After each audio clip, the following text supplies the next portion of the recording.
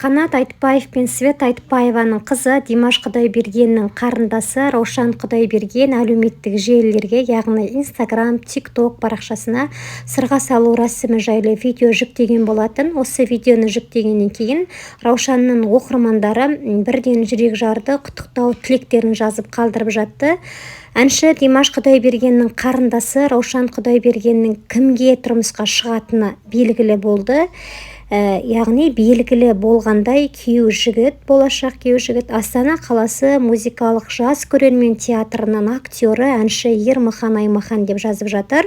Желі қолданушылары қос ғашықтың бақытты сәтті бейнеленген видеоны тамашалап, мынандай пікірлер қалдыруда.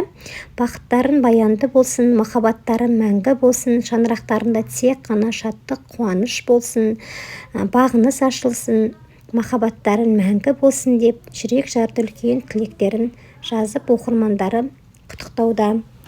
Біз де Раушанға тек қана қуаныш, бақыт тілейміз.